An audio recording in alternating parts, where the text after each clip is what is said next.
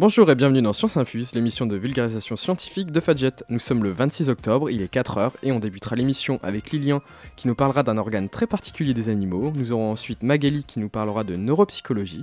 Ensuite je vous parlerai du diamant le plus rare étudié avant d'œuvre, enfin le plus rare du monde. Nous aurons ensuite Nico qui nous présentera le sixième sens des animaux. Ensuite, nous aurons Emma qui nous présentera la biographie d'Yves Coppens et on terminera avec Flo qui nous fera un quiz sur les fake news. Et on commence tout de suite avec Lilian qui va nous parler d'un organe très particulier qu'on trouve chez les animaux. Je vais vous parler du rete mirabile, alors qu'on appelle réseau admirable. En fait, ça vient du latin et c'est un réseau de petites artères qui englobent des veines et qui forment une toile au niveau du cerveau et qui empêche la surchauffe pendant l'effort. Parce que pendant l'effort, on augmente notre température et donc notre sang chaud. Notre sang, il est plus chaud, le sang qui arrive au cerveau. Et en fait, les veines, elles viennent du nez. Donc l'air frais, l'air extérieur, il refroidit le sang qui est dans les artères du nez. Et c'est dans les veines du nez, pardon. Et ces veines, elles vont refroidir les artères qui vont vers le cerveau. Comme elles sont étroitement liées avec celles qui viennent du cœur pour irriguer le cerveau. Et c'est ça qui permet aux animaux qui courent assez souvent, notamment pour chasser, comme le chien, de ne pas faire une surchauffe au niveau cérébral. Ce réseau admirable, on ne le trouve pas chez l'homme, parce que l'homme n'est pas un animal qui court beaucoup. Et on a longtemps pensé qu'on ne le trouvait pas chez l'homme, parce que on pensait qu'il contenait l'âme. Et jusqu'au XVIe siècle, on a pensé que cet organe, il portait l'âme, et que quand on mourait, l'organe, il disparaissait en fait, en libérant l'âme. Et ça, c'est des observations qui ont été faites parce qu'on disséquait pas à l'époque des... Enfin, on n'opérait pas des gens vivants. Du coup, la seule méthode de savoir ce qu'il y avait dans le cerveau, c'était la dissection. Et oui, c'était des personnes mortes. C'était des personnes mortes. Et dans une société chrétienne, et on a souvent essayé de rechercher le siège de l'âme. Et donc, du coup, on a supposé jusqu'au 15e siècle, 15e, 16e siècle, que c'était ce réseau qui disparaissait. Et donc, sur toutes les planches, en fait, de l'époque, on avait le cerveau et on rajoutait, théoriquement, le rete mirabile qui n'était pas là. Du coup, tu as parlé qu'on le trouvait chez les chiens, mais est-ce qu'on le trouve chez des animaux non mammifères qui courent ? Ça, je ne crois pas. Je crois que c'est uniquement chez les mammifères. Et les chasseurs, c'est que les chasseurs ? Par exemple, les chevaux qui courent beaucoup, ils en ont aussi Si, les chevaux, il y a le lapin aussi qui en a un. Mais en fait, ça dépend de l'effort qui est fourni. Par exemple, le lapin, au lieu d'avoir tout un réseau qui couvre le cerveau, il a juste deux capillaires, donc deux petites veines qui sont englobées par deux artères, en fait. D'accord. Du coup, c'est rapport à leur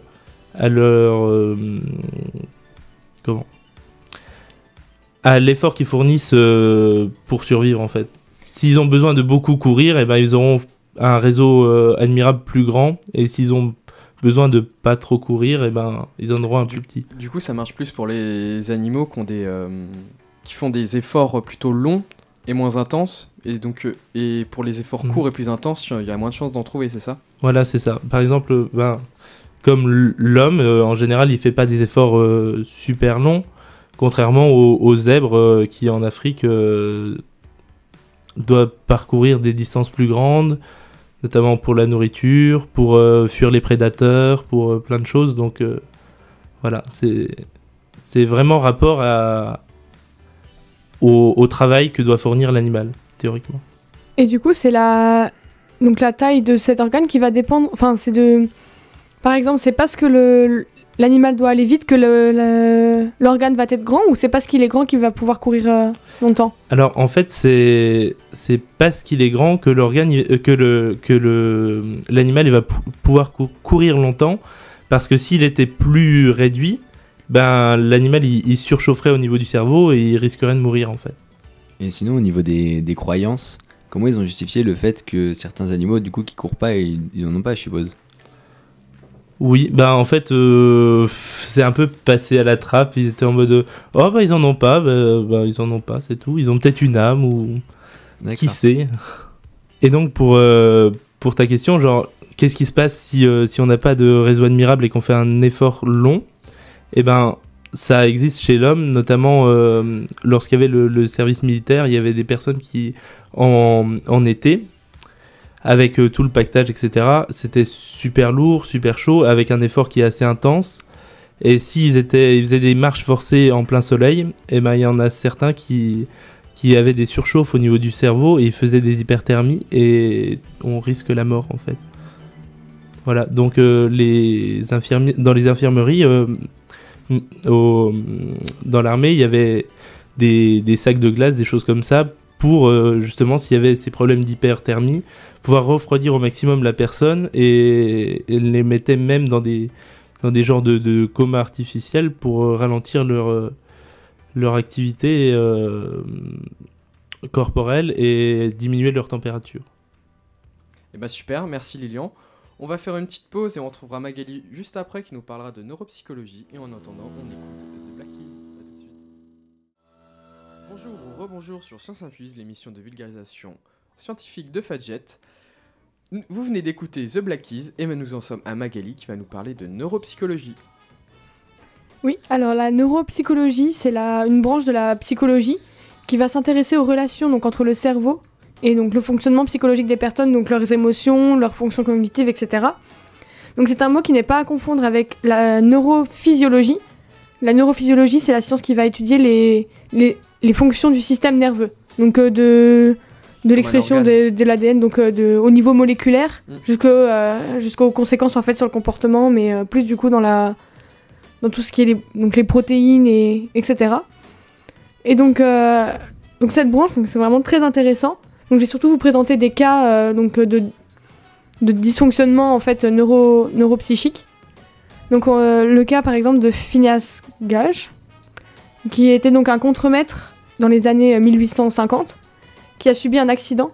Donc sur son lieu de travail, il a donc une barre de fer a traversé donc son visage en touchant donc la partie avant de son cerveau. Cortex frontal, non? Si je me trompe pas. Sûrement. J'ai pas trouvé le nom exact. J'ai cherché, mais j'ai pas trouvé le nom exact.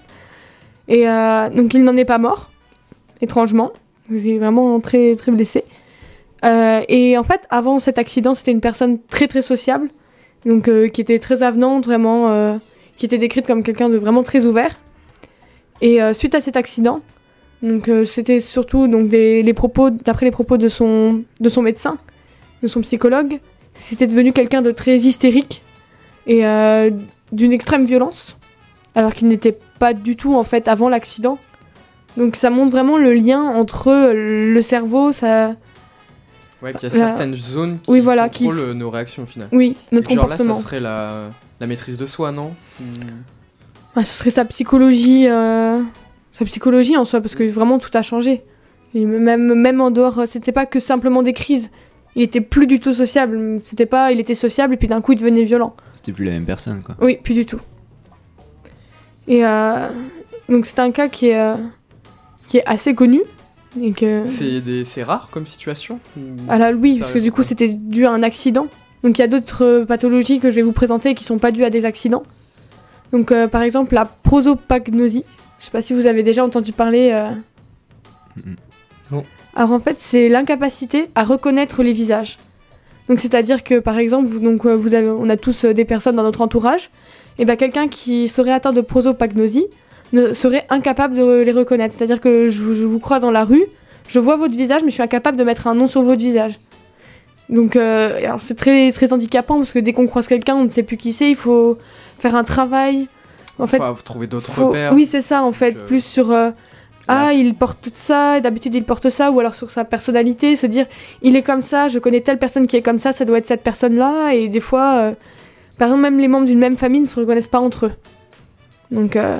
J'avais vu des témoignages où, je parle pas pour tous, mais que certains voyaient comme une image floue en fait les visages et qu'ils étaient incapables de les reconnaître du coup, et qui servaient de la voix, du coup comme tu disais, plein d'autres repères pour reconnaître. J'avais lu un livre cet été sur ça. Bon, c'était un livre un peu niais, mais c'était vraiment très intéressant. Et en fait la personne, donc c'était le personnage principal qui était atteint de prosopagnosie. Et justement, oui, il regardait les voix et tout, mais il avait quand même beaucoup de mal dans le livre à reconnaître les personnes. Et c'est vraiment très intéressant comme... en fait, à lire et à essayer de Ouais, comprendre. se mettre au point de vue de quelqu'un Ouais. d'autre. Et alors aussi, il y a le syndrome de la main étrangère. Donc en fait, c'est-à-dire que il y a une de nos mains qu'on ne contrôlera pas vraiment. Donc, c'est vraiment très étrange. Donc on a une main qui, par exemple, donnait de l'argent à quelqu'un pendant que l'autre le récupère en fait. Et c'est parce que les deux hémisphères de notre cerveau ne seront pas connectés en fait. Ça va être un problème de connexion entre les deux hémisphères. Et donc c'est aussi très handicapant parce que du coup, on fait quelque chose avec une main et l'autre fait complètement n'importe quoi, fait le contraire ou fait... ça doit être vraiment très étrange à vivre aussi. Parce que j'ai jamais essayé de faire n'importe quoi avec ma main, mais... Mais Mais- du coup, est-ce que ça, c'est une forme de schizophrénie? Désolé, Corentin. Pas vraiment, ou alors c'est la main qui pense toute seule, parce que la schizophrénie, ce serait plus vraiment juste au niveau du cerveau, je pense, les deux personnalités, alors que là, c'est vraiment juste la main qui est indépendante. Mais là, t'as dit que c'était un problème au cerveau, que les Oui. deux hémisphères, ils étaient pas raccords. Oui. Du coup, c'est pas que la main. Oui, mais je veux dire, c'est-à-dire qu'il y a que la main qui va faire des choses différentes. Ou alors ce serait une schizophrénie juste de la main.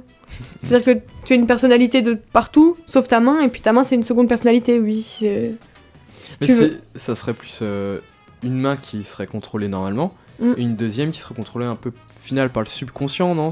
Ou Bah, c'est vraiment quelque chose d'indépendant. Forcément, alors ça peut pas être totalement indépendant Oui. du cerveau. Donc oui, sûrement pas. Oui, par le Mm. subconscient. Enfin, en tout cas, c'est pas Oui. c'est pas notre volonté. Ouais. C'est autrement. Eh ben merci Magali, c'était super sympa. On se retrouve après une petite pause avec Queen où je vous parlerai du diamant le plus rare au monde qui a été étudié avant d'œuvre en début du mois. A tout de suite. Et donc c'est à mon tour et je vais vous parler du diamant le plus rare du monde qui a été étudié avant d'œuvre en début octobre. Donc au CRPG, le centre de recherche de pétrologie et de géologie qui se trouve à Vendeuvre, qui est en gros le CNRS, donc le CNRS pour... Centre national de recherche scientifique. Merci Lilian. Donc ils ont reçu le diamant le plus rare au monde donc pour faire des tests dessus. Donc la valeur du diamant n'a pas été donnée au public. Et aussi il perd beaucoup de valeur parce qu'il faut savoir qu'il n'a pas été taillé en fait. Ils l'ont gardé sous son origine naturelle, sous sa forme brute. Donc ils ont appelé ce diamant Big Fabric et en fait une référence donc, à un chercheur italien qui l'a vachement étudié, qui est Fabrizio Nestola. Donc avant d'approfondir le sujet, on va essayer d'abord de comprendre qu'est-ce qu'un diamant. Donc déjà, est-ce que vous avez une idée, qu'est-ce que vous pourrez me dire sur qu'est-ce qu'un diamant? C'est du carbone, non, qui a subi Ouais. une certaine pression. C'est ça. C'est un minéral. Ouais, et en fait, sa particularité, c'est qu'il est à 100% composé de carbone. Donc le carbone, on le trouve en fait partout, donc chez les êtres vivants, donc de la petite bactérie jusqu'au plus grand des arbres, c'est un élément vraiment qui est... Enfin, c'est l'élément le plus important dans la vie, tel qu'on la connaît. Aussi, il faut savoir que, en fait, le diamant, c'est un peu comme du pétrole, mais qui a été beaucoup plus condensé, qui a subi beaucoup plus de pression, de chaleur. La majorité des diamants naturels, ils se sont formés à des profondeurs entre 140 et 190 km, et il faut que ce carbone subisse, donc, comme je viens de le dire, une pression et une chaleur très importante sur le long terme, pour qu'enfin, au bout de, à votre avis, combien de temps que ça devienne un diamant? En centaines de millions d'années. Eh non, c'est en milliards d'années, donc de 1 à 3 milliards d'années pour que le diamant soit né. Et ensuite, il lui faut au moins quelques millions d'années pour qu'il remonte à la surface. Donc pour vous montrer en quoi ce diamant est étonnant, je dois vous poser une question. Donc pour vous, l'origine du diamant se trouve à combien de kilomètres de profondeur? L'origine, hein, pas à laquelle on l'a trouvé. Bah du coup, t'as dit donc peut-être plus de 200 km? Ouais. Mais à peu près des chiffres un peu plus précis. 250. Eh non, on est plus sur du... 276. Donc non, c'est beaucoup plus profond, donc d'après des scientifiques italiens, l'origine du diamant se trouverait à plus de 470 km de profondeur. Donc oui, on est très loin des 140 ou 190 habituels. Et ils ont réussi, et donc il aurait réussi à remonter jusqu'à la surface suite à de nombreux phénomènes géologiques qui ont pris beaucoup de temps. Donc ce petit bijou est intéressant puisqu'il permet de nous donner plein de nouvelles informations sur des phénomènes qui sont produits en profondeur. A votre avis, combien fait de kilomètres le forage le plus profond qui a été créé par l'homme? C'est pas quelque chose genre 3 km? Un peu plus. 5. Plus. 7. Plus. 8,5. Ah, plus. Non, alors, il fait autour de 12 km de profondeur. Donc, il a été fait en Russie de 70 à 89. Ils ont mis 20 ans, donc en gros, pour creuser que 10 km. Et malheureusement, le forage, il a dû s'arrêter donc à cause de problèmes techniques, car les profondeurs étaient vraiment de plus en plus dures, on pouvait plus creuser. Et surtout aussi, on était en pleine guerre froide, et en 89, je pense que l'ex-URSS avait d'autres problèmes plus importants que de creuser des trous. Donc l'âge du diamant, elle est inconnue, on sait juste qu'il s'est formé il y a des millions, voire des milliards d'années, on n'en a vraiment aucune idée. Et il a été retrouvé dans une mine au Brésil en 2014, où les scientifiques ont commencé à l'étudier à partir de cette année-là. Ils ont fait plus de 1000 analyses dessus, et par exemple, ils ont retrouvé des traces d'eau dedans, ce qui laisserait supposer qu'il y aurait de l'eau à plus de 400 km sous nos pieds. Et est-ce que ça pourrait pas être de l'eau de la matière organique qui serait coincée dans le diamant? Genre, Tu veux avant dire, qu'il- à quel moment? En fait, au départ, il y a de l'eau, on est d'accord? Ouais. Et donc, du coup, au moment de l'enfouissement, l'eau, elle part avec. Est-ce que l'eau, justement, il n'y aurait pas des traces de celle-ci qui seraient emprisonnées dans le réseau du... Sûrement, mais ça voudrait dire aussi qu'on trouve quand même que l'eau arrive quand même à s'infiltrer à 400 km de profondeur. Donc oui, il y a cette idée-là, où il y a celle où il y a vraiment juste de l'eau en profondeur. Bon, ça serait plus sous forme de vapeur, mais ça serait... C'est vrai que ta théorie serait plus plausible, je suppose. Alors du coup, en fait, je comprends pas très bien pourquoi ce diamant est si rare. Parce que tu n'en trouves pas à une profondeur aussi impressionnante, enfin, qu'aurait une origine aussi impressionnante, parce que là, on l'a pas trouvé aussi profond que ça. Mais ce qui est le plus dingue, c'est qu'il nous donne du coup plein d'indices sur la profondeur des sols au final, enfin de la planète. Mais du coup, est-ce qu'au final, notre idée de la profondeur de la formation des diamants, elle serait pas faussée, et il n'y en aurait pas plus qui se formera en profondeur, et du coup, lui, ce serait lui, il aurait réussi à remonter et pas les autres.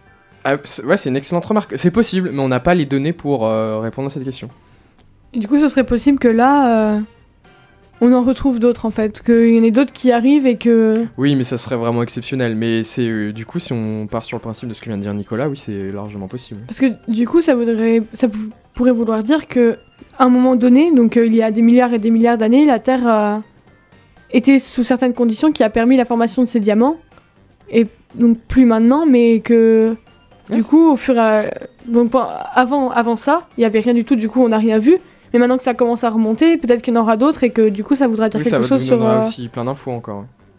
Oui, parce que je l'ai pas précisé, j'ai dit que sur les diamants actuels, mais c'est aussi sur la formation, comment la Terre était avant, et pas que maintenant. Et bien sur ce, on va faire une petite pause, et on se retrouve juste après avec Nicolas, qui va nous parler du 6e sens des animaux. Nous aurons après Emma, qui nous parlera de la biographie d'Yves Coppens, et ensuite on terminera avec Flo, qui nous fera un quiz sur les fake news. Et je vous laisse avec Fatboy Slim, et à tout de suite. Rebonjour sur Science Infuse, vous venez d'écouter Fatboy Slim. Vous êtes dans l'émission Science Infuse, l'émission de vulgarisation scientifique de Fadjet. Et maintenant, on écoute Nico qui va nous parler du 6e sens des animaux. Et oui, donc d'abord, avant de commencer ma chronique, je voulais vous demander à vous, quand je vous dis 6e sens des animaux, ça vous fait penser à quoi d'abord? C'est de l'anticipation. Non, par exemple, ils sentent quelque chose par exemple autour d'eux ne va pas, mais ils savent pas encore quoi ni comment. Tous les animaux? La plupart. Mhm. Moi, je dirais plutôt des organes sensoriels que nous, on n'a pas. Un peu comme ton organe de tout à l'heure? Non, parce que c'est pas un organe sensoriel, mais je sais pas, comme des détecteurs de pression, par exemple chez les cétacés. Mais Les baleines. il y a des choses comme ça. Donc du coup, d'abord, j'ai fait une petite liste, donc je pense que ça va vous parler. Donc je pense que vous avez déjà entendu, si vous avez vu les films en dernier, par exemple du sens araignée de Spider-Man, ou par exemple peut-être les histoires de chiens qui ont retrouvé leur maître après avoir parcouru des kilomètres. Oui. Ça, oui. Sinon, dans les histoires, on raconte aussi souvent des choses sur, par exemple, des rats qui vont quitter les villes ou les navires avant qu'il y ait des catastrophes. Sinon, on a aussi les grenouilles qui ont toujours prédit la météo, et on peut pas trop, avec nos sens, expliquer pourquoi. Et sinon, il y a une dernière chose aussi, c'est au Japon, ils utilisent des poissons-chats pour détecter les séismes. Et ça, c'est Qu'est-ce aussi. qu'ils font un enfin, truc du coup, les particulier. poissons-chats pour... En fait, quelques secondes avant qu'il y ait les séismes, ils commencent à s'agiter bizarrement. Et en fait, ça prévient les habitants, et comme ça, ils ont le temps, plus ou moins, de se mettre à l'abri, de faire les premiers gestes, quoi. Mais il y a beaucoup d'animaux, non, qui sont sensibles comme ça au séisme, il me semble. Bah, il y a les poissons-chats, et il y a certains oiseaux. Oui, c'est ça. Donc alors tout d'abord, ce qu'il faut savoir, c'est que Donc pour l'histoire des chiens dont je parlais, c'est qu'il y a beaucoup de fake news en fait. Par exemple, vous avez peut-être déjà vu des histoires où des chiens ils parcourent des centaines de kilomètres pour retrouver leur maître. Et en fait ça, il y a pas mal de trucs faux. Parce que en fait les chiens dans la plupart des cas, ils ont déjà fait le chemin avec leur maître en voiture. Et en fait les chiens ils ont une super mémoire spatiale. Et en fait grâce à ça, il s'est souvenu du chemin. C'est pas son sixième sens qui lui a dit « Oh mon maître il est par là alors que j'ai jamais fait le chemin et je le retrouve ». Sinon, ce qui est déjà arrivé aussi, c'est des chiens qui retrouvent leur maître, par exemple d'un bout à l'autre d'une ville, donc sur entre guillemets que quelques dizaines de kilomètres, et en fait là ils les ont retrouvés grâce à leur odorat ou leur ouïe, car ils ont retrouvé des traces de leur maître à cette distance. Sinon, il y a des faux sixième sens qui sont en fait des sens plus développés de certains animaux. Par exemple, comme tu disais Magali, par exemple l'exemple des chats, qui sentent notre présence, qu'on n'arrive pas à surprendre parce qu'ils savent qu'on est là. En fait, c'est dû à beaucoup de leurs sens, comme par exemple l'ouïe ou l'odorat, qui sont beaucoup plus développés et en fait, ils nous entendent arriver ou ils nous sentent arriver. Il y a, pour ça, par exemple, je peux vous donner l'exemple encore de chiens, qui ont dit que les chiens, ils peuvent savoir quand leurs maîtres sont malades et du coup, ils s'occupent d'eux. Et en fait, c'est parce qu'on a une odeur différente quand on est malade.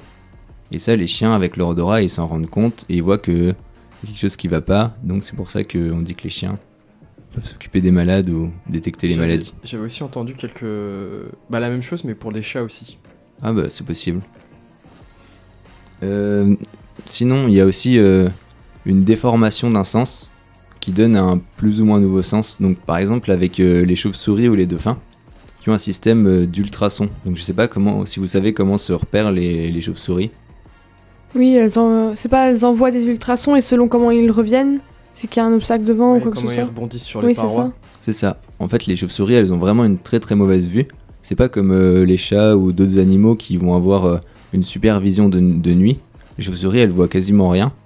C'est juste qu'en fait, elles projettent des ultrasons, donc des sons qu'on n'entend pas, qui en fait vont rebondir sur les parois et grâce à ça, elles vont pouvoir se faire une espèce de carte de la zone dans laquelle elles sont et se repérer grâce à ça. Et du coup, ça c'est du coup avec l'ouïe.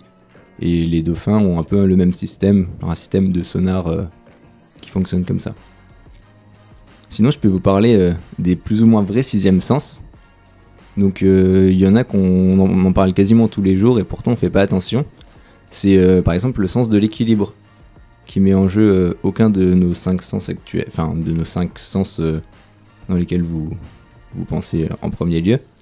Donc l'équilibre, c'est dû à un petit système qu'on a donc dans l'oreille interne, donc près de notre cerveau, entre notre cerveau et notre oreille, qui nous permet de rester debout et de pas tomber. Sinon, il y en a un autre où on en parle souvent aussi en disant sens, c'est le sens de l'orientation. Donc ça, il est plus ou moins développé chez certaines personnes et chez certains animaux plus. Et ça, en fait, il serait plus ou moins lié à un autre sens qu'on attribue à certains animaux, qui sont la magnétoperception. Donc c'est un terme un peu barbare, mais en gros qui nous permet, ou qui permet aux animaux qui l'ont en tout cas, de se rendre compte de l'orientation des pôles. Donc je sais pas si vous le savez, mais la Terre c'est un peu comme un énorme aimant. Il y a un pôle nord et un pôle sud, qui sont un pôle nord et un pôle sud magnétique en fait. C'est grâce à ça qu'une boussole marche en fait. En fait c'est comme si votre boussole elle avait un sixième sens qui est la magnétoperception. Et donc il y aurait des animaux qui fonctionnent comme des boussoles, par exemple des poissons qui migrent, ou même les oiseaux migrateurs comme les hirondelles. Et il me semble qu'il y avait eu des expériences, alors je sais plus si j'en avais déjà parlé ici, mais de vers qui étaient justement sensibles à cette polarisation et qui avaient été envoyés dans l'espace. Et ils étaient capables de se régénérer, mais en fait, en étant dans l'espace, donc ensuite ils ont été coupés, enfin blessés, et donc quand ils se sont régénérés, il y a eu des soucis. Et par exemple, ils avaient 2 têtes qui sortaient parce qu'en fait, ils avaient plus la perception justement de la polarisation, enfin, il n'y avait plus les pôles terrestres. Plus de repères au final. Oui, c'est ça. Donc, comme ils pouvaient plus savoir où ils étaient, comment leur corps était. Ouais, c'est ça. Et du coup, ils ont régénéré avec 2 têtes, en fait, une de chaque côté parce que c'était perdu. Ah ouais, c'est possible. J'en ai pas entendu parler. Moi, j'ai entendu une expérience sur des vaches, en fait. Donc, j'avais entendu une expérience sur des vaches, un scientifique qui avait fait une expérience sur un assez grand nombre de vaches. En fait, il s'était rendu compte que instinctivement, les vaches, elles se couchaient dans le sens nord-sud, en étant alignées. Mais après, du coup, cette expérience-là, elle a été beaucoup controversée. Enfin, il y a quelques scientifiques qui l'ont démenti. Mais le scientifique de base, il a apporté toutes les preuves et c'était sur un quand même assez grand nombre. Donc ça prouve pas grand-chose. C'est juste que lui, il en a déduit que les vaches étaient plus ou moins sensibles à ça. Voilà. Et sinon, un dernier petit sens qui s'appelle la proprioception. Ça, en fait, c'est un sens qui va vous permettre de vous rendre compte de où sont vos organes par rapport à vous. Et en fait, ça vous permet, si vous fermez les yeux, normalement, vous êtes capable de toucher votre nez avec votre doigt. Et en fait, ouais, de se repérer dans l'espace. c'est ça. Et en fait, ça met pareil en jeu aucun de nos autres sens. C'est juste des connexions dans notre corps. Et donc, voilà, c'est la proprioception. On se dit souvent qu'on a que 5 sens. C'est du fake, au final, on en a beaucoup plus. C'est juste qu'on. Si je dis pas de bêtises, c'est Aristote qui a dit qu'on avait 5 sens et on a gardé un peu ce cliché jusqu'à maintenant, mais on découvre au fur et à mesure qu'on en a beaucoup plus que ça. C'est ça, du coup on a tendance à tout lier à nos 5 sens, mais il y a plein de petites choses. Par exemple, il y a aussi le fait de se rendre compte du chaud et du froid. Ça met en jeu aucun de nos 5 sens et pourtant ce serait... Pourtant oui, il y a un vrai sens qui s'occupe justement de sentir la chaleur ou le froid. C'est ça. Eh bien merci Nico, on va tout de suite faire une pause avec le groupe T-Rex et on retrouve juste après Emma qui va nous parler de Yves Coppens.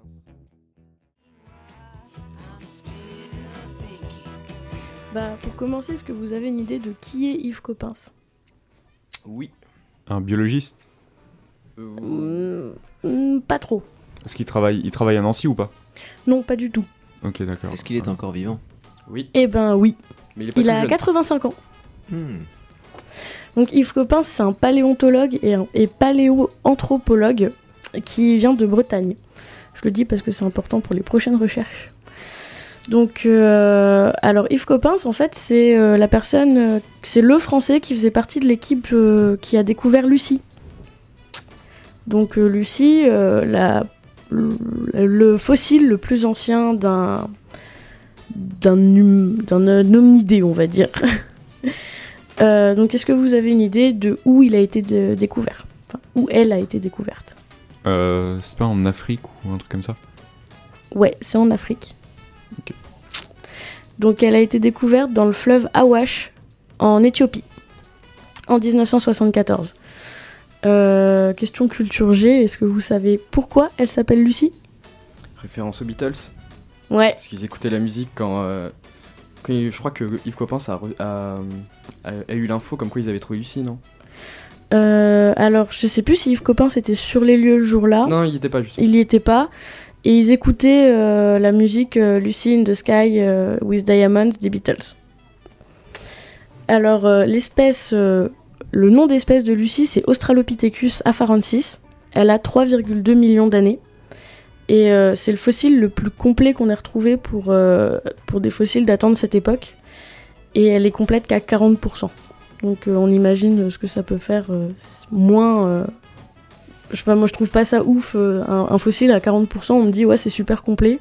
Il y a 3 côtes et un fémur quoi.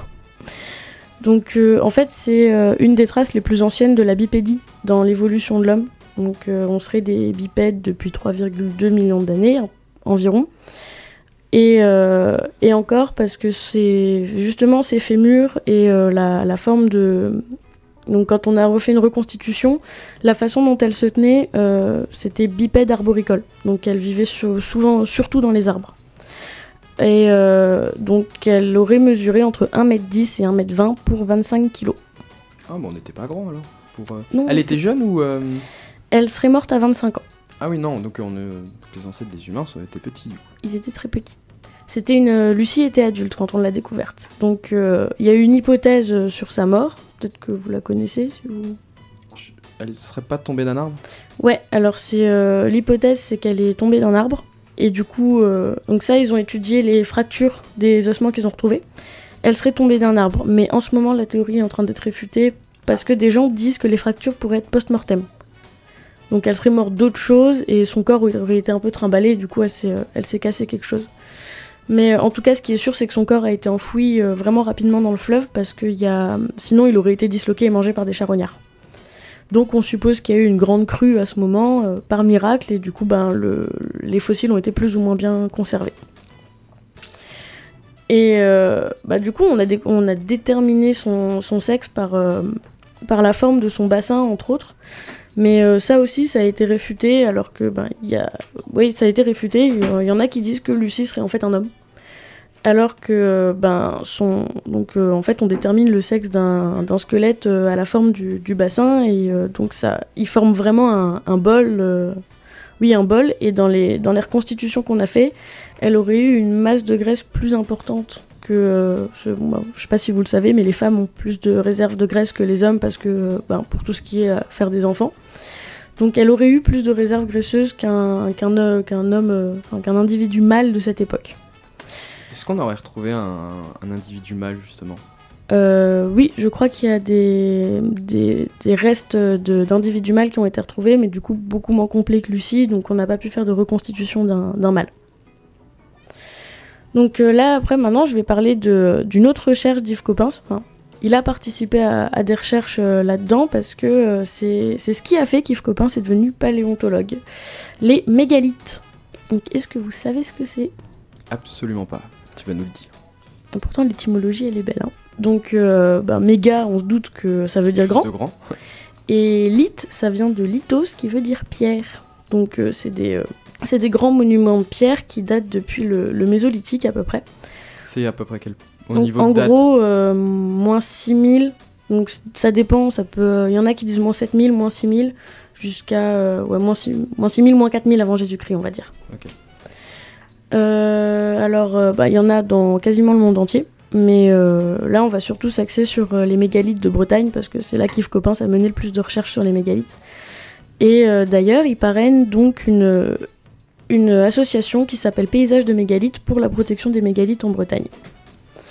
Donc, il y a beaucoup de types de mégalithes, et il y en a un qui est très très connu grâce à Astérix et Obélix. Le menhir. Bravo! Donc, c'est la structure la plus connue des mégalithes. Et un des plus grands menhirs se trouve sur le site de Locmariaquer, désolé. Et donc ça, c'est un peu en dessous de l'Orient, dans le Morbihan. Il faisait 20 mètres de haut. Et on l'appelle le grand menhir brisé d'Ergras parce que en fait il est tombé, on sait pas trop pourquoi, parce que quasiment tous les menhirs sont encore en place sauf celui-là. Il est tombé, il est en 4 morceaux et il faisait 20 mètres, 3,5 mètres de large et on l'a estimé à 250 tonnes. Mais ce qu'il faut savoir, c'est que la roche que le menhir est, c'est un orthogneiss. Je vais pas rentrer dans les détails, je vais juste donner le nom de la roche. Et en fait, les orthogneiss en Bretagne, on les trouve 20 km plus haut. Donc il y a 250 tonnes de cailloux qui ont fait 20 km.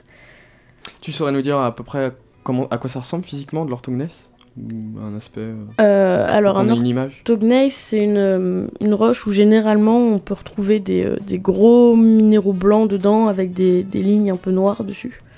Je pense que de toute façon le grand menhir brisé d'Ergras est très connu, donc je pense qu'on pourra peut-être en mettre une photo avec une vue de près de la roche. Donc tout ce qui est menhir et mégalithe, en fait, ça date de la période où l'homme a quitté sa caverne. Donc là, ça commence à devenir des marchands et il commence à créer des villages. Donc la Bretagne aurait été un des premiers royaumes avant les royaumes. Donc il y avait beaucoup de commerce qui se passait là-bas et on a retrouvé notamment donc, des colliers de jade qui viennent d'Espagne, en Bretagne.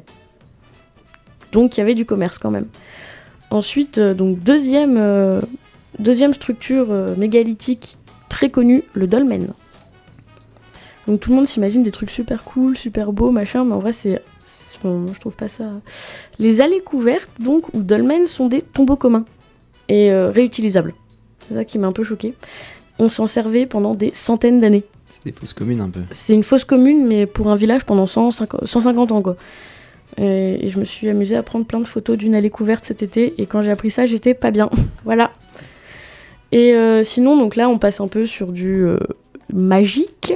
Les alignements et les cercles de menhirs ou de structures mégalithiques, on pense que ça a été posé par les Celtes, par miracle, ou pour faire des invocations, mais en fait pas du tout, ça date d'avant les Celtes, et ça avait un rôle, donc les alignements dans l'astronomie, entre autres, ou alors pour déterminer des grandes dates dans le calendrier solaire pour les agriculteurs. Et sinon, on avait aussi les cercles donc, qui servaient de collégium. Donc, c'est un peu le Colisée, mais avec des cailloux. Et donc, en fait, tout ça, Yves Coppens, il y a passé son enfance là-dedans. Et ça lui a donné envie de devenir paléontologue. Donc, il a fait des recherches comme Lucie. Donc, ça, c'est magnifique. Et maintenant, il essaye, maintenant qu'il est un peu plus vieux, qu'il fait plus de recherches, il lutte pour la protection des mégalithes en Bretagne et dans le monde entier. Eh bien merci Emma, et maintenant on se fait une petite pause rock et on retrouve Flo pour la dernière partie de l'émission où il nous fera un quiz sur les fake news. Bonjour ou rebonjour dans Science Infuse, nous sommes dans la dernière partie de l'émission de vulgarisation scientifique de Fadjet, et du coup on commence tout de suite avec Flo qui commence son quiz. Alors, l'idée du quiz, je la rappelle, je vais vous donner des affirmations scientifiques et vous devrez juste me dire tour à tour si vous pensez que c'est une fake news ou pas. Voilà. Alors, sans plus d'introduction, je vais commencer. Donc, la première, ça concerne Isaac Newton. Donc, c'est un physicien que tout le monde connaît pour sa pomme, ses idées sur la mécanique, mais aussi sur l'optique. Et en fait, il avait besoin de tester ses théories. Donc, il avait besoin de sujets, de cobayes. Et il s'est pris lui-même en tant que cobaye. Voilà. Alors, fake news ou pas? Je crois que c'est vrai, non? Ouais, il en est capable. Ouais, je pense aussi que c'est vrai. Ok, alors vous avez tous les trois raison, c'est pas une fake news. En fait, pour tester ses idées sur l'optique, il a pris une aiguille qui s'est enfoncée en dessous de la rétine. Et en fait, il la remuait pour observer les effets de halo qu'il y avait sur sa rétine.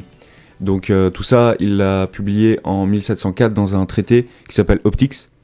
Mais toute sa théorie sur les couleurs, c'est lui qui a dit que la lumière blanche, en fait, c'était la somme de toutes les couleurs qu'il y a dans un arc-en-ciel. Et donc c'est lui qui a inventé ça. Donc voilà. Deuxième affirmation, on va parler de Big Bang. Donc le fond diffus cosmologique, où en gros c'est la première preuve de l'existence du Big Bang. Elle a été interprétée comme des crottes de pigeons sur une antenne satellite. Fake news ou pas? Je comprends pas la question. Ça sent trop le piège ou c'est vrai? Bah dis-le et puis dis fake news ou pas et puis je te dirai la réponse parce que... Fake news. Pas fake news. Alors c'est pas une fake news, en fait ça se passait en 64, donc il y a deux physiciens qui s'appellent Penzias et Wilson qui étudiaient les communications par satellite, donc ils étaient dans un satellite, un satellite terrestre, et en fait ils entendaient un bruit un peu comme du grésillement sur leur antenne, et ils savaient pas pourquoi, et donc ils pensaient que c'était des crottes de pigeons et que l'antenne était sale. Le fait est que, en fait, il y a deux physiciens théoriciens qui passaient là par hasard, dans leurs locaux, c'était dans le New Jersey, et ils faisaient des recherches justement sur le Big Bang, et en fait il leur manquait la preuve pour prouver l'existence du Big Bang. Donc en fait, je vais vous parler du fond diffus cosmologique. Si vous voulez, c'est une photo de l'univers il y a très très longtemps. Et donc ça prouve, ça a prouvé l'existence du Big Bang. Et les Penzias et Wilson, ils ont eu leur prix Nobel en 78, donc 10 ans après, pour leur découverte. Voilà. D'accord. Troisième affirmation. Donc biologie cette fois, 50% des espèces menacées le sont par l'homme. Oui, ça c'est vrai. Je dirais plus, C'est non? vrai, ouais, moi je dirais même plus. Fake news ou pas? Bah fake news du coup. Parce que je dirais plus. Moi je dirais pas fake news. Ouais, pas fake news. Alors c'est une fake news, c'est 75% des espèces qui le sont menacées. Donc ça a été publié en 2016 par la liste rouge de l'UICN, donc l'Union internationale de conservation de la nature. Donc ils ont étudié 65 000 espèces sur les 1,8 million qu'on connaît. Et donc en 2006, ils ont publié un rapport comme quoi il y avait une espèce d'oiseau sur 8 qui était menacée par l'homme, 1 sur 4 pour les mammifères et 1 sur 3 pour les amphibiens. Voilà, donc prochaine affirmation, le nombre pi. Donc c'est un nombre infini qui commence par 3,14 et il a des décimales infinies. Eh bien, l'homme qui a le record du monde de mémorisation des décimales de pi, il a réussi à mémoriser 11 000 décimales de pi. Fake news ou pas? Pas fake news. Ouais, non, en vrai, J'ai déjà entendu, ça me paraît énorme quand même comme chiffre, mais j'ai déjà entendu des mecs qui retenaient, enfin Moi c'était la durée que j'avais entendue, un mec qui avait récité pendant je sais plus combien de temps des décimales, du coup je dirais ouais, pas fake news, parce que 11 000 ça pouvait passer. Alors c'est une fake news, puisque en fait c'est 22 000. Donc c'est Daniel Tammet, un anglais qui est en fait atteint d'autisme Asperger. Et donc, il a récité pendant 5 heures toutes les décimales de pi, enfin les 22 000 décimales de pi. Donc ça, c'est le résultat, enfin c'est le record qu'un homme peut. Et pour les machines, c'est 10 000 milliards. Voilà. Donc par contre, là, il aura fallu 1 an de calcul pour sortir les chiffres. Voilà. Alors, prochaine affirmation. Est-ce que vous savez ce que c'est que les Ig Nobel? Non, je connais pas. Alors, en gros, c'est le...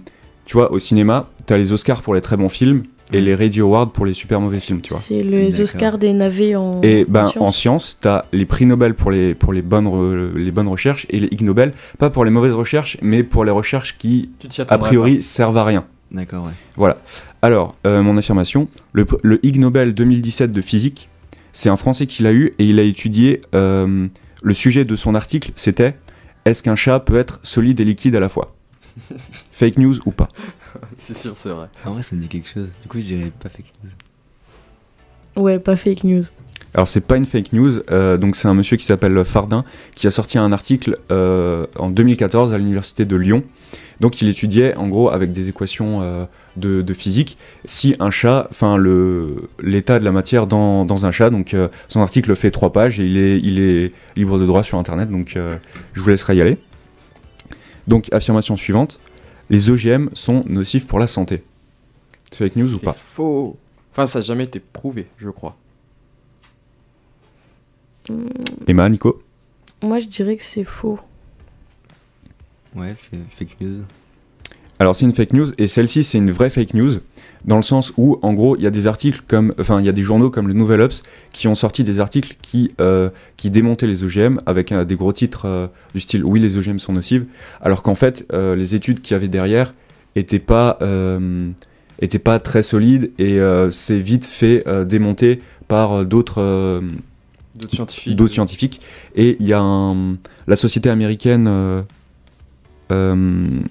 la Société nationale de sciences américaine a publié un rapport et en disant que, en gros, ça faisait 30 ans qu'on cherchait des choses nocives dans les OGM et que pour l'instant, on n'en est pas trouvé.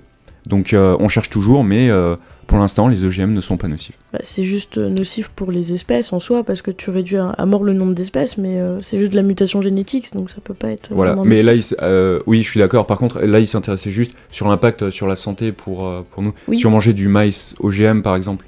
Donc voilà. Affirmation suivante.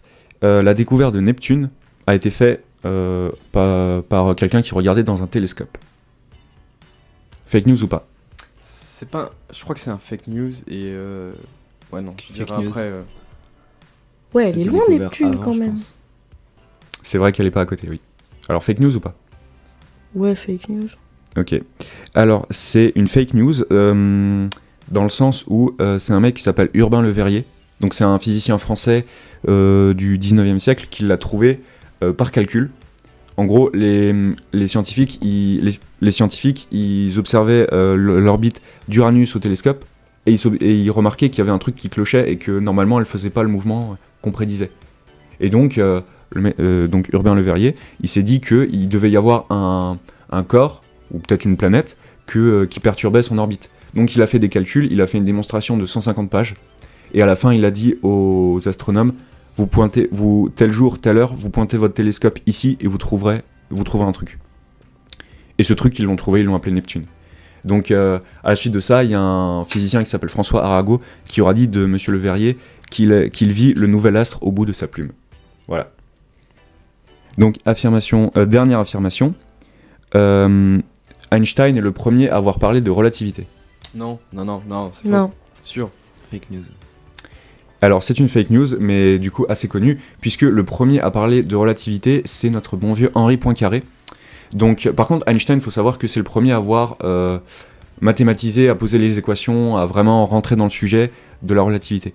Mais donc ça c'était en 1905. Par contre Poincaré, il a sorti en 1902 un livre qui s'appelle La science et l'hypothèse, donc c'est un livre de philo, où il défend pour la première fois l'idée qu'il ne faudra pas prendre de temps absolu. Vous savez que, je ne sais pas si vous savez, mais dans l'espace, le temps, il passe plus ou moins vite selon où on se trouve. Ouais, il y a eu des expériences avec des jumeaux, non? Enfin, oui. Pas des expériences, mais on dit que si on plaçait un jumeau dans l'espace, il revenait plus vieux ou plus jeune. De penser, oui. Ouais. Si tu mets un jumeau dans l'espace et qu'il y reste longtemps, il reviendra sur Terre plus jeune que son frère jumeau ou sa sœur jumeau. Voilà, et donc c'est Poincaré qui, 3 ans avant Einstein, a défendu cette idée, mais uniquement par expérience de pensée. Et donc Einstein, lui, publiera la relativité restreinte en 1905 et la relativité générale en 1915. Merci Flo pour ce quiz sur les fake news. Et c'est déjà la fin de la dernière partie de l'émission. On se retrouve dans 2 semaines pour une autre. En attendant, vous pouvez écouter des anciennes émissions sur le YouTube Science Infuse. Et bien sûr, on vous souhaite un bon week-end et surtout de bonnes vacances. À bientôt.